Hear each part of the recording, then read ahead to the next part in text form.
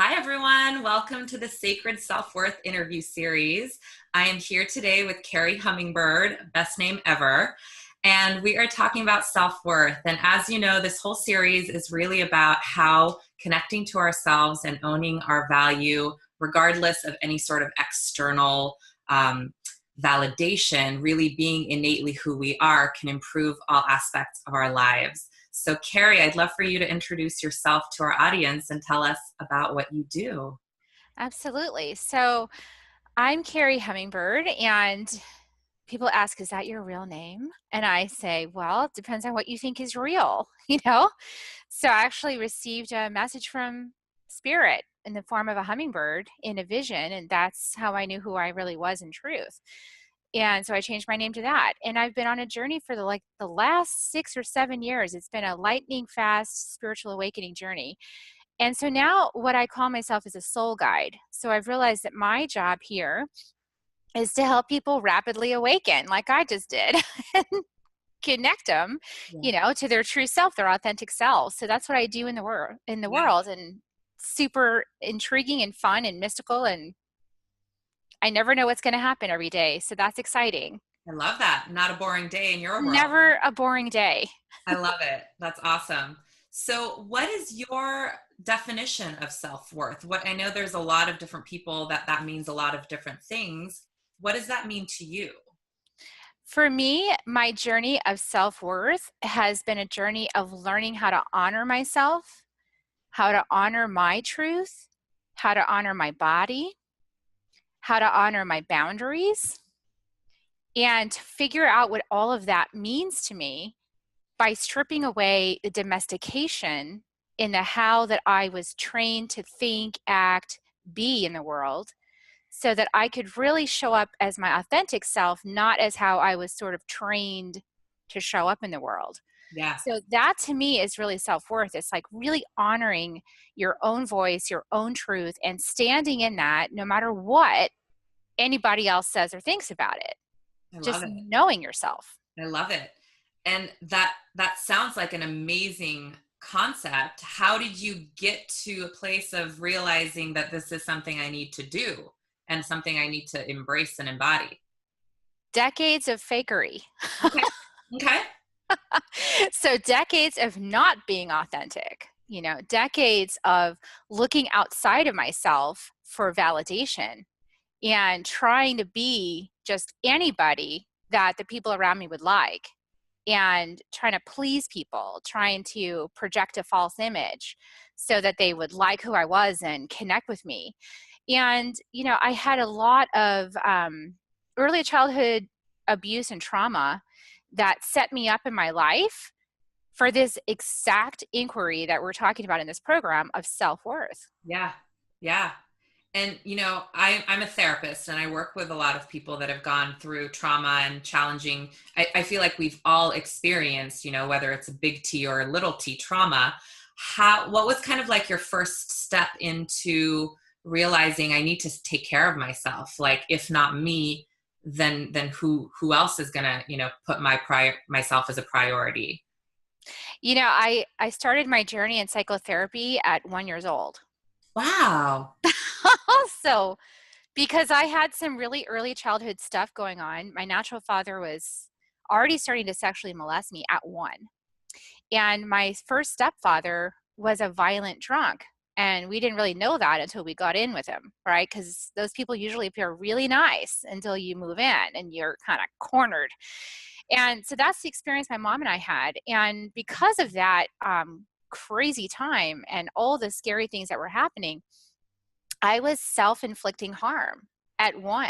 I was biting my arms and leaving red welting marks on my arms. So I was in a child psychologist's office from, 1.5. Yeah. Yeah. And, so my whole life was kind of like, what's wrong with Kerri? How come Wow. Kerri gets all this support? Because I had support. I had psychotherapy. At 15, I was with a psychotherapist again. I got a diagnosis, and I wanted to talk a little bit about how that can create your identity and Yeah. create a lot of self-shame. So we'll talk about that in a second. But basically, I was in therapy for a good part of my life. In my marriage, I was in couples therapy. I was also in individual therapy at the same time. And everything was about, how come Kerri can't be happy? How come she can't love herself and be happy with all these advantages from 5 years old on of having a great dad and having psychotherapy and all these things? It was a big Yeah. question. Yeah. So that And was my journey. what answer What did was you the get? answer? The answer was to stop looking for validation from other people. Okay. And the answer was to stop looking for the problem. Because the more we focus on the problem, the more we create the problem in the quantum field. Yeah. And this is where I don't think people of my generation, I'm going to be 49 this year. So I don't really think that people, when I was going through the industry, the psychotherapy industry, and the training that they had, I don't think they really understood about energy Right. Right. or about the way our subconscious actually lives in our cellular memory. Absolutely. So I was using techniques that didn't serve me. Yeah. And that's a really good point, because a lot of the work that I do has been kind of the second wave of somatic therapies, and realizing that our bodies, like you said, our cells, they hold on to memories, they hold on to trauma. Our body is constantly trying to communicate with us through little subtle energies, emotions, sensations. And so it's really important to have that connection. Yeah, and I also think that one of the things I really realized was that talk therapy, without the other things like you're talking about, understanding that body memory is carried in the body, your childhood memories are emotions that are and experiential things that are stored in your tissues. Without knowing that, you could spend a whole lot of time making up stories week after week. Yeah. And you could be talking yourself right into the very problem you want to avoid. And Mhm. that's what I did for Mhm. most of my life. Mhm. So basically, I had to stop talking about it, and I had to realize that my mind was lying to me. It's almost like I finally realized that my brain was a buggy computer system. It had viruses. Mhm. And if you know anything about computers, when the computer has viruses, you've got to actually reboot that thing. You've got to go in at the operating system level and really like hardwire it differently. You Yeah. can't start like niddling over here and fixing this little thing over here. It doesn't work. Right. You got to completely reboot it. Yeah. So that's, for me, that's what happened with the energy medicine. That's what happened with the healing work and working with, emotional release in the body, and also working with energy and Mhm. learning about that. That's Mhm. what finally did it for me. Mhm. How do you work with energy? So the energy healing that I do is, and that I've experienced, because as soon as I experienced it, I said, oh my gosh, I'm doing that. I don't know what that is, but I'm doing that. So I feel like I want to share really briefly my first experience with your audience. Sure. So after 30 years of psychotherapy as my modality, I finally said, forget it. I'm not going to talk about it anymore. I'm done talking about it. If I'm bad, fine. I'm just going to be bad. I'm going to let myself be. Then, of course, I got a teacher, because when the student's ready, the Oh yeah. teacher appears, right? Yeah.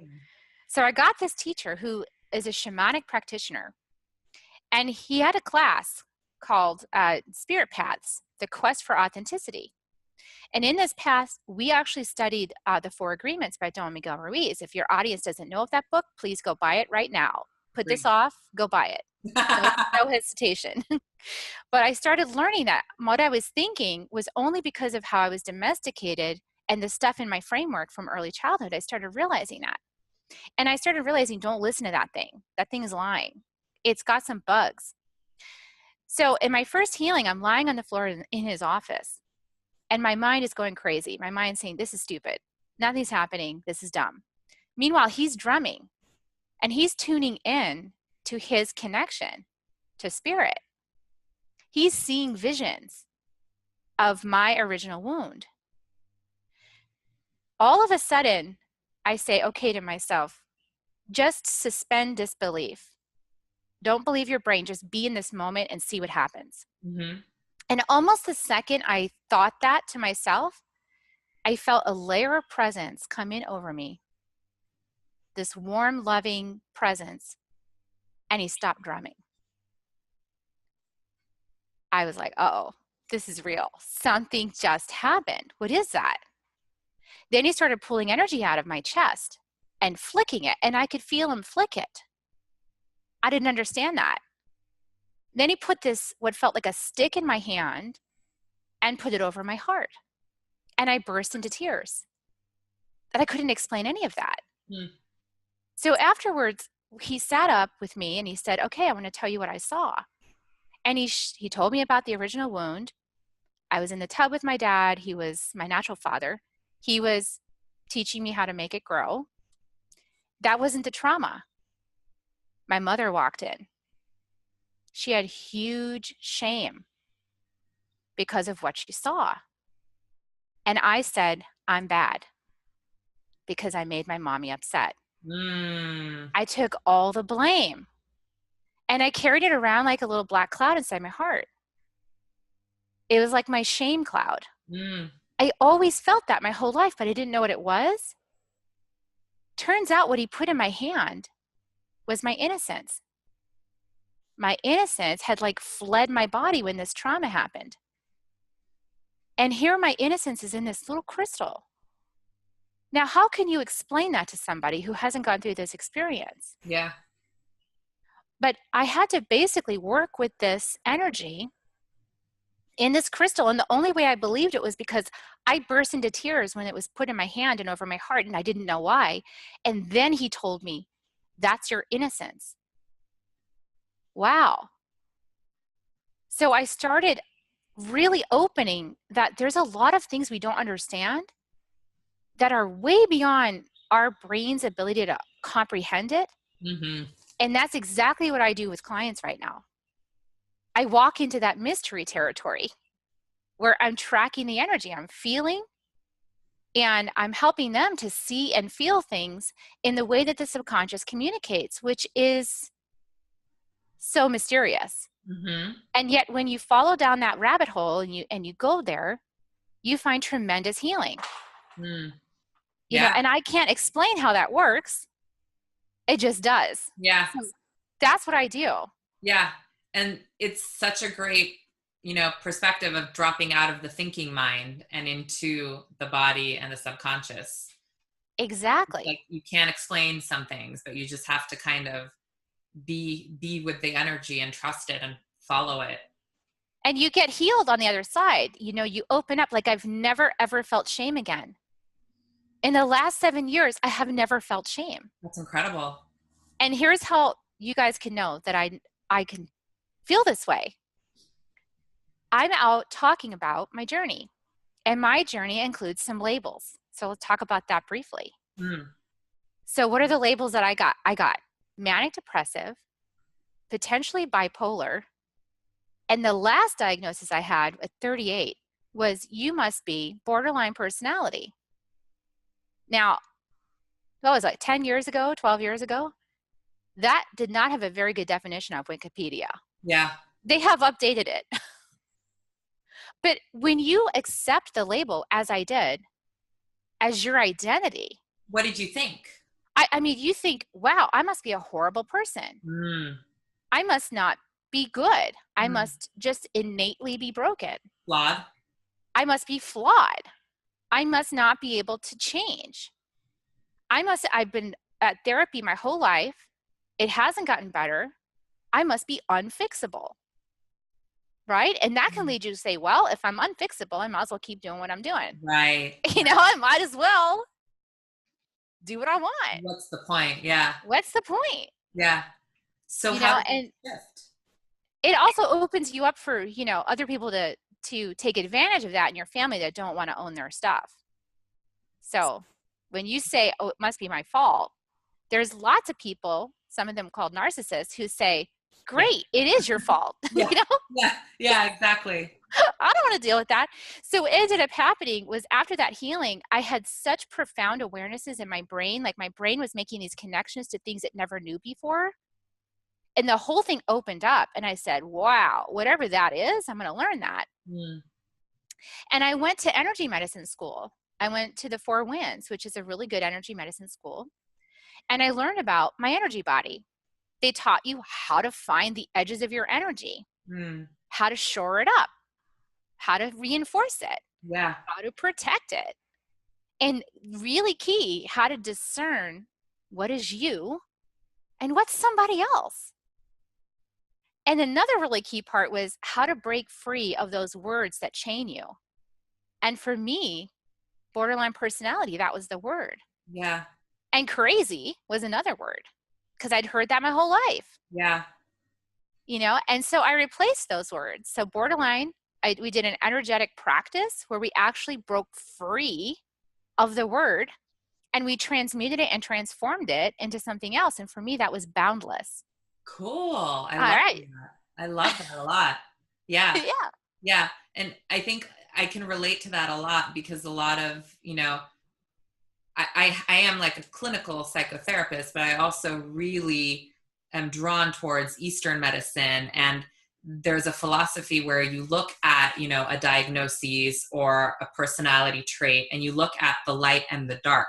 So, you could be controlling or you could be like very detail oriented, right? Like there's a good and a bad to everything. So I love that you were able to transform something that has a very negative connotation into something that is uplifting. Even as you said it, there was this light of I'm boundless. Yeah, because I'm able to feel. So what I realized is that a lot of times people that they give those labels to are emotionally sensitive, Yes. right? They're people that have a big emotional channel, a large capacity to feel.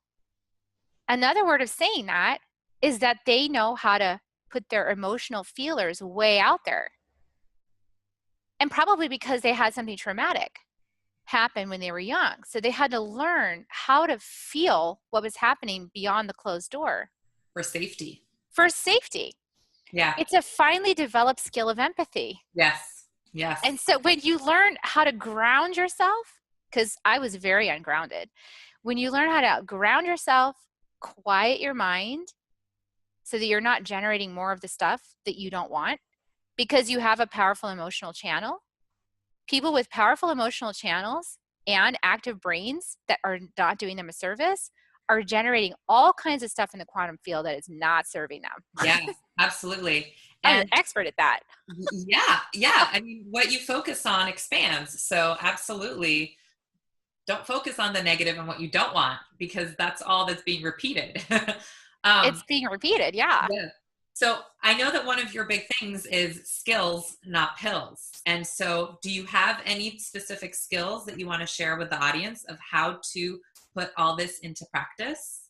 Absolutely. So, of course, one of the biggest skills is get grounded. It's so easy. Go outside barefoot, 15 minutes, done. You're going to be grounded. Sit with your back against a tree, easy. If you can't do that, do a grounding meditation. I offer one in the gift that I'm going to give your audience. Beautiful. Do a grounding meditation. Do a shielding meditation. Figure out where your boundary is. Figure out where the edge of your energy is and shore it up. Mm, Just like Velcro, if something's sticking to you and it's yucky, clean up the part of the Velcro in you, and the other side will just slide off. It'll never stick. Ha, I like that. Just think of it that way. It's just some Velcro. It's sticky. I got to get rid of the part in me. It won't stick to me anymore. Mm-hmm. And the last thing is really, shift your thinking from the way you're identifying with the content of your life into the bigger context. This is about realigning your identity. So if you have things in your life that you're identifying, this is me, like this childhood trauma was me, or these bad relationships were me, or this financial problem is me, whatever you're saying, this is who I am, and you don't like that thing, in order to have something different, you've got to realign your identity to something bigger than that issue, something bigger than that history. Do you have an example of that? Here's a really good metaphor, way to think about it. So if you have a bowl of soup, if you say, I am the soup, can you change anything? Or are you just kind of the soup? in the Yeah. bowl. Yeah. But if you say, I'm the bowl, and the soup is passing through, you can pour that soup out if you don't like it. You can say, I am ice cream, pasta. You can put anything you want in the bowl, but you've got to expand past your history. You've got to find a way to access that bigger self that you are beyond this storyline that you've been living, which may or may not be true. Mm. It could have just been a fabrication of your mind that built on and on and on, the next thing to the next thing to the next thing. You're not even really sure it's real, because the only version of that that lives in this world is inside your head, is Yeah. inside the database that's stored inside your body. Yeah. What are some signals that, people can keep an eye out for that it's time to clean house and expand? Yeah, not being happy with something and complaining about it all the time, really good sign. Uh-huh. Obsessive repeating thoughts, anxiety, a lot of anxiety, depression. Mm-hmm. Those are signs that something's not working with the story you're holding about yourself. Something's not working with how you've aligned your identity. Yeah. And I think self-worth really comes into this piece because I know from my experience, I hear often that I know I want change and I know that this isn't working for me, but who am I to think that I'm worth a better life or a healthier life or better relationships? Can you say something to that? Yeah. So obviously, I think your audience can tell that I came from pretty low self-worth, right? I mean, if you read my memoir, the first chapter is in the download and you'll Awesome. go, oh my God, that's where I she love the started. title, Like, Awakening to Me. Awakening to Me. Yeah. It's a tough read. I will just warn you. Some people say it's a very tough read, Ah, but other people say it's very fast paced. So I don't know. Each to their own. I have no idea what your reaction is going to be, but it is very honest. It's transparent. And what I had to do was I had to go into that larger self. It's like I looked into my eyes in the mirror, and a lot of people are afraid to look in the mirror. mm, So get over that initial fear and discomfort, and left eye to left eye in the mirror, gazing with yourself. That's actually the window to the soul. I mean, they say the eyes are the window to the soul, and they are actually. So mm. if you can do that in the mirror with yourself, you'll eventually, and not like a hard stare, but like a gentle gaze Yeah. in a soft light, okay? Maybe even one hand over your heart, the other over your belly, Mm, rebalancing your nervous system I and like that. comforting yourself, holding yourself, and just connect left eye to left eye and tap into that soul place. Is there anything that you tell yourself as you're doing that? Or, Yeah, where I started, I said, there is worth here. And it made me burst into tears when I said it to wow, myself. wow, I bet. And I said it over and over and over again, Huh, left eye to left eye, until I stopped crying. wow. That's beautiful. And then I would go to the next thing. I would say I would try it until it didn't get a reaction out of me anymore. And then Mm, I would go, like, I love myself completely. And I would just keep digging into the place where I was uncomfortable. It's like, what can I tell myself? Like, I forgive myself. But mirror time is a huge gift. yeah. Yeah. I think that's so, so important. And not a lot of people speak to that. And that's very true that you have to connect to yourself. There's only so far that speaking will go. You really have to make sure that it's being received by you. And what better way than to just like speak it to yourself in the mirror?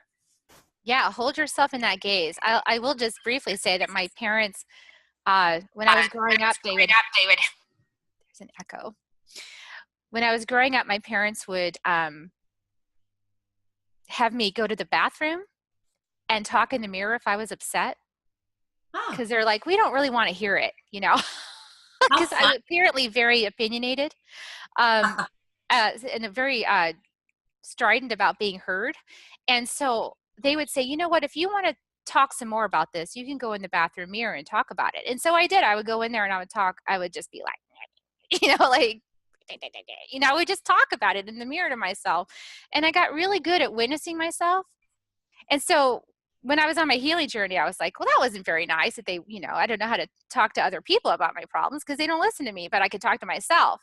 Now I see what a value that was. Yeah, It's a huge gift. definitely. That's really, really funny. They thought they were just getting rid of you, but in fact, you were really They were like, empowering me. yeah, that's amazing. I love that. What are some practices that you do, and how often do you practice this work of connecting to yourself, valuing yourself, honoring yourself? I think it's really essential to connect with yourself regularly. Like, I have bookends. I always tell my clients, you need bookends, especially if you're going to be doing some deep work with yourself. If you want to really transform from the inside out, if you want to realign your identity, you've got to start from a place of safety. And the only one that can make it safe is you. You're the Mm, only one, and so grounding, shielding every day.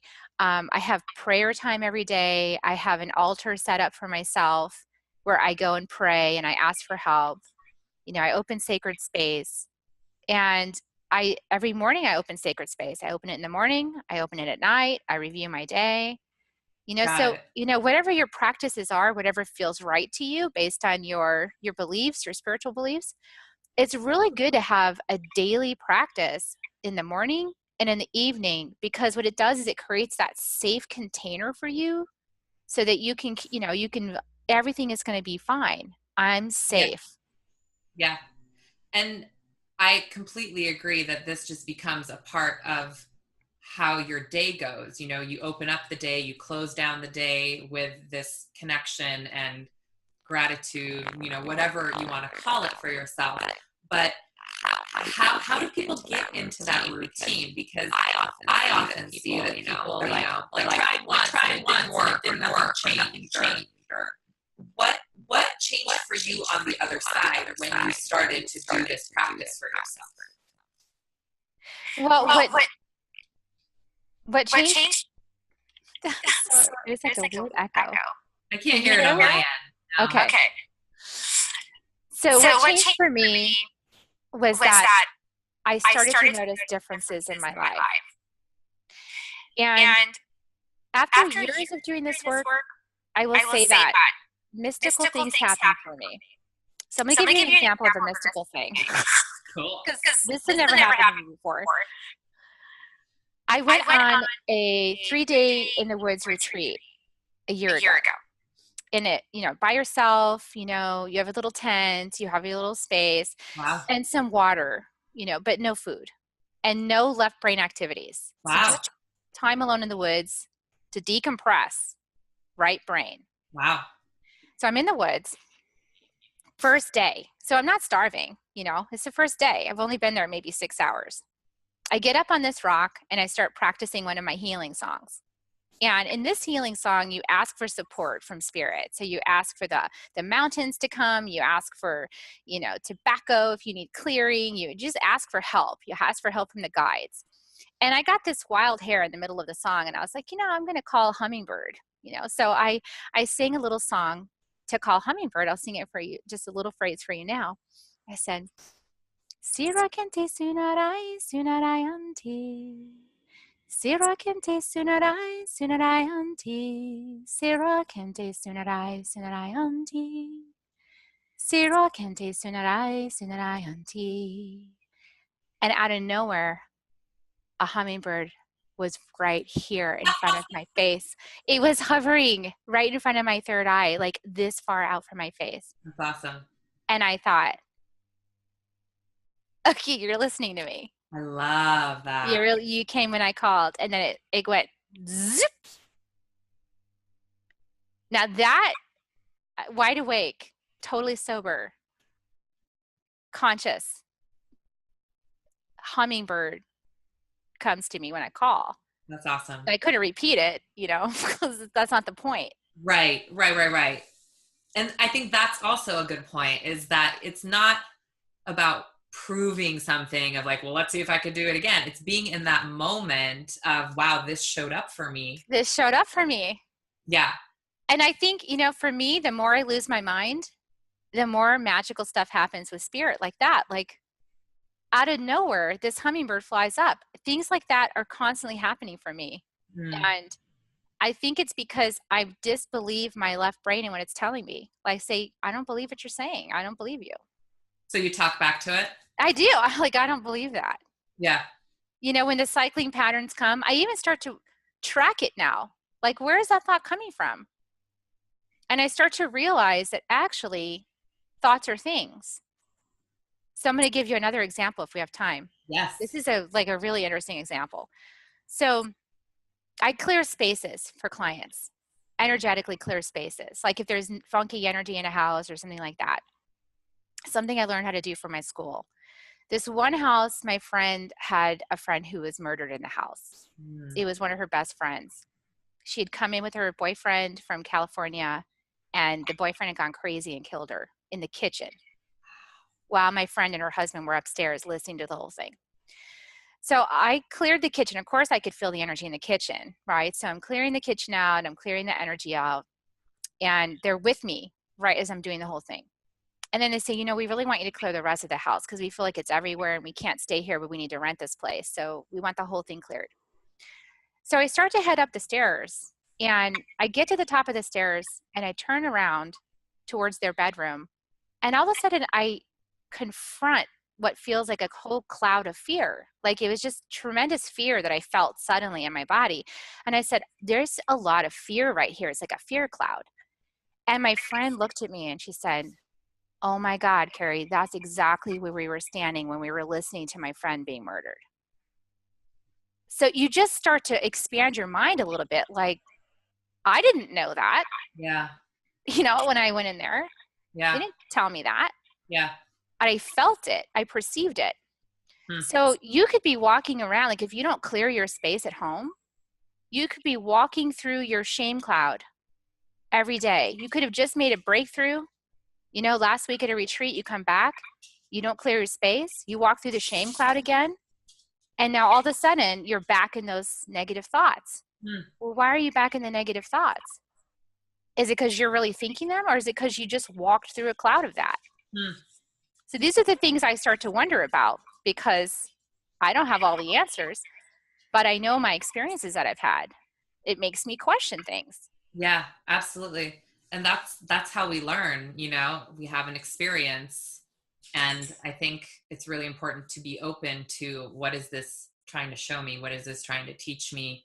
Rather than, you could have just gotten that fear feeling and been like, nope, don't want to go there, shutting it down, like not touching it. But you got curious instead of like, what is this?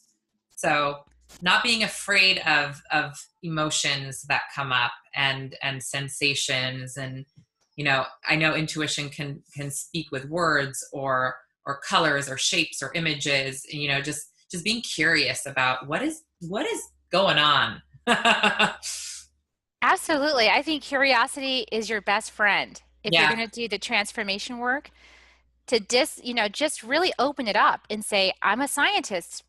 I don't know what that means. I wonder what could kind of come to me as an explanation if I just open that I don't know the answer. Yeah, exactly. And so you can do the same thing with shame. You can do that same thing. You can say, I don't know why I feel this way.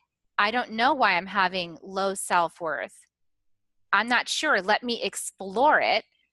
Because maybe it's not me, or maybe it's something in my environment that needs cleaning up, or maybe it's because I'm spending too much time with my friend who's, having these really bad issues and I don't have good boundaries. Yeah. So you don't really know what it is. Is it a matter of just asking yourself questions, or how does one get curious and how does one look for answers? You try a lot of things. So do you know that Beachbody P90X? Yeah. That program? Okay. That like works all the muscles and different muscles every day, and then it confuses your body and your body drops weight. spiritual P90X. That's You awesome. just keep trying new things and being open to the experiment of it, and that you don't know what's going to happen next. And Yeah. then you're like a scientist and you notice, do I feel different? Like if I clear my house, let's say you've never cleared your space before, and you say, I'm going to clear my space with some sage, or Sage? Okay. Okay. Yeah. yeah, you can do it with sage. I have a method I do it through my school that's different than that. But you can also just put clearing crystals in your space, right? You can put really beautiful clearing crystals in your space. Clear it out and just notice, do I feel better? Ask yourself, do I feel better? And you'll notice. Mm-hmm. And if it doesn't make a difference, try something else. Oh, This is where don't give up, yeah. because what I realized is that transformation work happens at all levels of the being. It happens at the body, it happens in the mind and the emotions, it happens in this ephemeral energy space. It happens all over the place. And you can't just expect, like, that's why I'm doing skills, not pills, because it's almost like we have this pill mentality in our country where I just want the quick, one easy stop solution, step 1, step 2, step 3, and it's going to fix it. Yeah. This isn't about fixing it. Yeah. This is about solving the most amazing puzzle and getting really excited about when you're going to get the next piece. Hmm. This is a whole shift in mentality. Yeah. I like that. Yeah. I think a lot of people are very focused on, I just want this fixed, resolved, solved. Yeah, and then I can get on with my life, whatever that is. I mean, you're here to learn and grow. What are you here to do? The fixing is part of your life. I Yeah. mean, this is part of the expansion, because if you're not being expanded, then you're not growing. And if you're not growing, then you're not finding out what you're capable of. Yeah.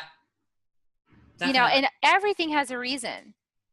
So, like for me, everything had a reason. Why Yeah. did I have to spend 30 years in psychotherapy? Because I needed to really intimately understand thought tunnels and mind mazes and how to get out of them. Yeah. Yeah. And I learned a lot about what a powerful creator I am, right? I learned Mm-hmm. through personal direct experience that I don't want to tell bad stories on myself. I want to tell good stories on myself. Mm-hmm. Definitely. And is it for you, is it a matter of switching the language that you use and being mindful of how you speak and the stories that you're telling? Is I there am. I'm very mindful. I'm Mhm. very mindful that everything has a reason. So I might not like the thing that's happening. I probably won't like it if it's changing me in some way. We all have resistance to change. Mm. So, like last week, my plumbing exploded in my upstairs bathroom and dripped down the ceiling. I thought it was raining outside. It was, and it was raining inside. Wow. And my bathrooms are destroyed right now, and they need to be fixed. So I could be very upset about that, and I could stay in that upset space and complain about it, or I could open to the bigger meaning. Why did that happen? So when I opened, I realized that the water is a consciousness, and that the water was inviting me to see that I had a lot of unprocessed feelings about my dad dying that I haven't slowed down long enough to process. Mm. And it was time to stop and process and really Wow. check in. Because what happened when my house exploded with water, I couldn't keep going the way I had been going. I had to stop. Yeah, definitely. Yeah. That's a perfect example of, your body or your circumstances or the universe will always intervene when you need to slow down. So you might as well pace yourself. You might as well pace yourself. Yeah. And also realize that your house is a container that represents you. Mm-hmm. It's just a bigger container that represents the stuff going on in your life. It's going to Mm-hmm. show you, just like your pets are a reflection of you, your relationships are a reflection of you, your friends, your whole world is reflecting you back to you to tell you, where you need to do some healing work, where you need to take a look deeper, take a moment. Yeah. Yeah, definitely. I love it. So, do you want to share a little bit about your upcoming project, the Skills Not Pills? I would love to. So if people are feeling inspired by the things I'm saying and you want to know more, uh, we are going to have 30 experts for 30 days with 30 skills. Love So it. I've asked them each provide a skill on the call because I want this to be very practical, very immediate gratification. You can get started right away, and it's all free. Love And it. that's going to be May 1st to 30th. It's for Mental Health Awareness Month. Beautiful. And there's amazing, amazing people. I mean, the list of people and what they've overcome is incredible. It's very inspiring. Beautiful. I love that. And And how it's can people find you specifically? so to find me, you can go to kerrihummingbird.com, and it's KERRI hummingbird.com/gift. And if you want to do the Skills Not Pills, you can do skillsnotpillsmovement.com. Perfect. Perfect. I would suggest you do both. Do both. Yeah, Yeah, why not? Play with me. definitely. Come play with me. Definitely. It's, it's so important. There's so much incredible information out there. And that's, part of why I'm doing this also is because I'm so passionate about people knowing that you can improve your self-worth. You can improve your health, your enjoyment of your career, your success, your relationships. You can improve areas of your life, but it starts with you. You have to really connect with yourself and start working on that relationship.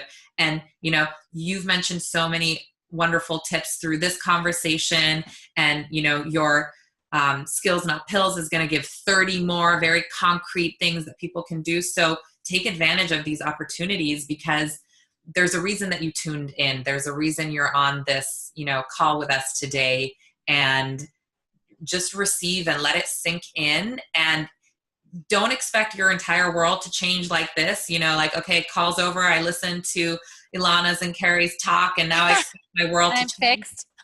It's not gonna. It might not be that quick. Some shifts happen very, very quickly. So just be open and curious. I think that's a beautiful message to drive it home. Is just be open and curious. Be open and curious, and realize that you are worthy of being here, because if you weren't, you wouldn't be here. Plain and simple.